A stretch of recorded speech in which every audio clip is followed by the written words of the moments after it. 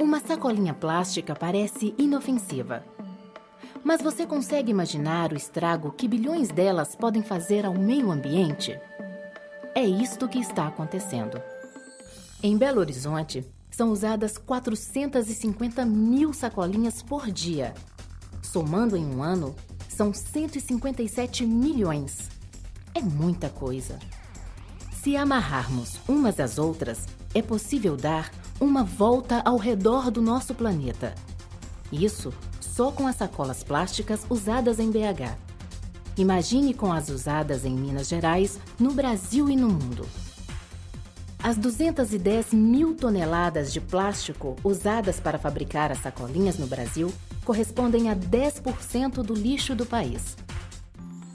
Quando não vão para o lixão, as sacolinhas são jogadas em locais inadequados, entupindo bueiros e provocando enchentes e alagamentos. Em Belo Horizonte, a SLU retira, por mês, cerca de 300 toneladas de resíduos dos bueiros. Grande parte é formada por sacolas plásticas. Ao levar tanto plástico para casa, pouca gente se lembra da poluição na natureza. Quando as sacolinhas vão parar nos campos, rios e mares, a situação fica ainda pior. Muitas são ingeridas por animais, causando a morte de milhares deles. Vamos ver agora uma reportagem do Jornal Nacional que alerta sobre esse problema. Um levantamento inédito revelou que menos de 20% dos brasileiros levam sacolas retornáveis aos supermercados. É um dos percentuais mais baixos da América Latina. Elas estão sempre ao nosso lado. São muito mais numerosas do que a gente e vivem muito mais tempo do que nós. Uma pesquisa feita em 200 mil domicílios de 11 países da América Latina mostra que enquanto 77% dos bolivianos usam sacola retornável, entre os brasileiros, apenas 19% levam ao supermercado a própria sacola. Você vai levar tudo isso de saquinho mesmo? Acho interessante, que eu acabo, quando eu chego em casa, eu uso ele novamente. Você usa em quê? Eu coloco lixo, essas coisas. A pior coisa é a gente ter pela casa várias lixeirinhas, cada uma com uma sacolinha plástica, que depois vão todas parar numa outra sacola plástica maior. O ideal é que a gente use, em vez do plástico, o papel. Jornal, por exemplo. É só a gente dobrar, fazer uma espécie de dobradura e pode usar uma folha, 2 folhas ou qualquer outro tipo de papel. É difícil, mas nós precisamos aprender a viver longe das nossas queridas sacolinhas plásticas. Uma única sacolinha pode parecer inocente, mas o que dizer dos 150 bilhões de sacos plásticos que se usam no Brasil a cada ano e das 100 milhões de toneladas de plástico que formam, em pleno Oceano Pacífico, uma ilha de plástico? Porque o saco plástico, embora ele não seja degradável, ele é fragmentado durante o tempo.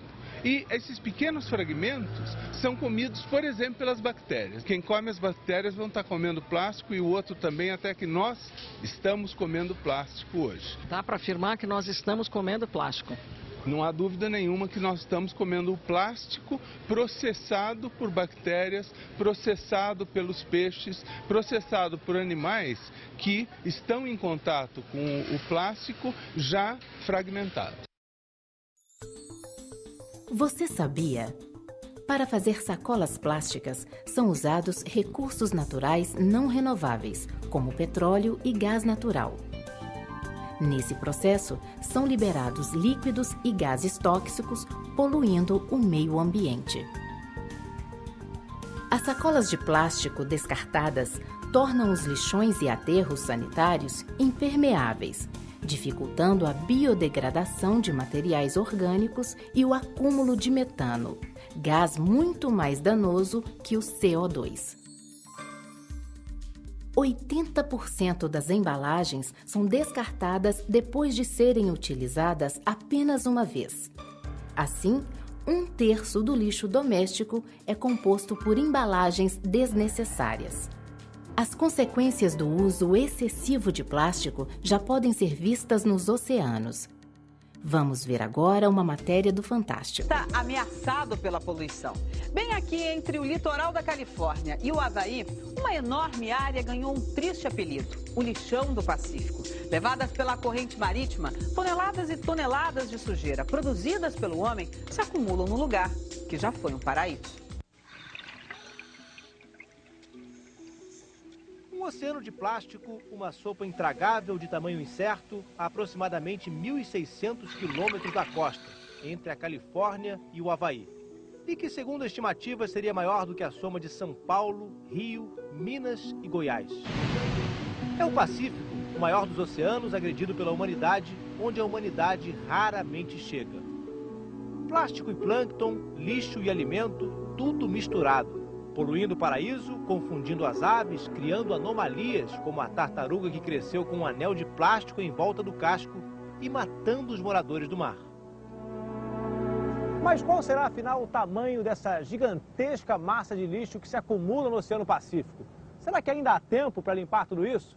E os animais se adaptam ou sofrem as consequências?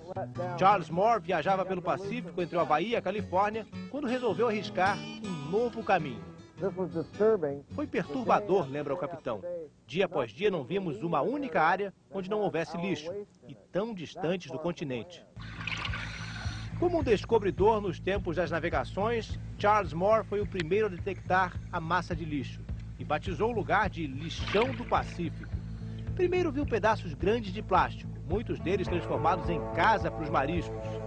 Depois, quando aprofundou a pesquisa, o capitão descobriu que as águas-vivas estavam se enrolando em nylon e engolindo pedaços de plástico. O albatroz tinha um emaranhado de fios dentro do corpo. Antes não havia plástico no mar, diz o capitão. Tudo era comida, então os animais aprenderam a comer qualquer coisa que encontram pela frente. Você pode ver aqui que eles tentaram comer isso, mas não conseguiram.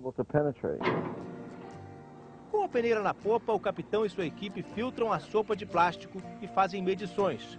Já descobriram, por exemplo, que 27% do lixo vem de sacolas de supermercado. Numa análise feita com 670 peixes, encontraram quase 1.400 fragmentos de plástico. São informações valiosas, fonte de pesquisa e argumentos para a grande denúncia de Charles Moore. Gostaria que o mundo inteiro percebesse que o tipo de vida que estamos levando, isso de jogar tudo fora, usar tantos produtos descartáveis, isso está nos matando. Temos que mudar se quisermos sobreviver. Precisamos começar a utilizar sacolas retornáveis, as ecobags, carrinhos de feira ou caixas de papelão, que causam muito menos impacto ao meio ambiente. Na Europa, países como a Alemanha, Itália e Irlanda, o uso de sacolas plásticas já foi proibido. A China também proibiu varejistas de todo o país de distribuírem gratuitamente sacolas plásticas aos seus clientes. Aqui no Brasil, Belo Horizonte é a primeira capital brasileira a adotar uma lei proibindo o uso de sacolas plásticas convencionais. Essa nova lei permite apenas o uso de sacolas plásticas biodegradáveis compostáveis, feitas de materiais orgânicos e que se decompõem em pouco tempo, se transformando em adubo.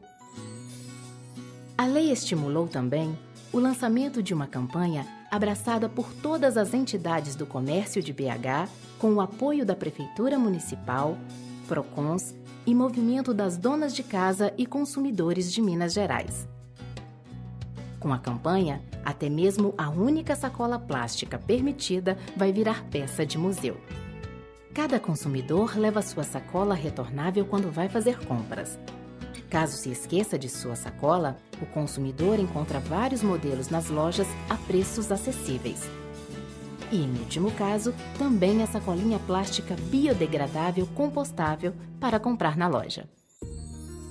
O principal objetivo de todas essas ações é diminuir em 95% o uso de sacolas plásticas na capital mineira, evitando que quase 500 mil de sacolinhas sejam descartadas no meio ambiente todos os dias.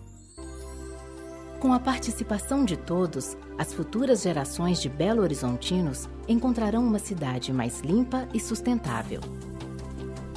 Livre das sacolinhas, as águas ficarão menos poluídas, as redes pluviais e de esgoto sofrerão menos com entupimentos, os parques e ruas ficarão mais bonitos. Tudo isso graças a uma simples mudança de atitude. Vamos começar?